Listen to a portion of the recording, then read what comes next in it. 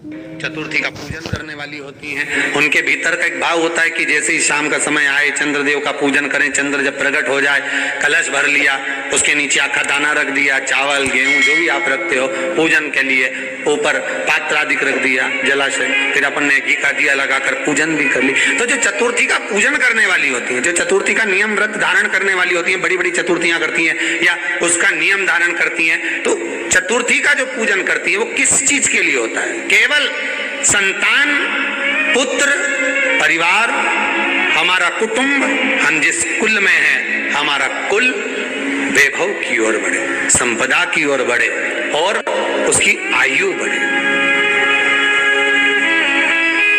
उसकी आयु बढ़े, वैभव बढ़े। बहुत ध्यान दीजिएगा महाराज, चतुर्थी की पूजन में जो आप आखा दाना रखते हो, गेहूं वगैरह कुछ भी जो रखते हो, उसकी बड़ी महत्वता होती है महाराज। यहाँ तक कहा गया है, चतुर्थी की कथा तो आप लोग पढ़ते होंगे, जो लोग पढ़ते हैं उनको मालूम होगा, चतुर्थी की कथा में लिखा है, चौथ माता के व्रत में वर्णन किया गया है कि वो आखा दाना जो रखा जाता है, मान लो कोई जरूरी काम होता है तभी आखा दाना को रखा जाता है, संभाल के रखते हैं कि हम इस काम के लिए जा रहे हैं और हमारा ये कार्य सफल होना चाहिए। तो जिसने चतुर्थी का व्रत करा है, जिसने चंद्रदेव का पूजन करा, चतुर्थी का व्रत करा, वो गणेश जी से विनती करके वहां से 2-4 आखा दाना उठा ले, और जो व्यक्ति का काम अटक रहा है अपने ही घर का, पर दूसरे कुल को नहीं देना, अपने ही कुल के अंतर्गत जो काम अटक रहा है उसकी जेब में, उसके पल्लू में उस चीज को रख दिया जाए।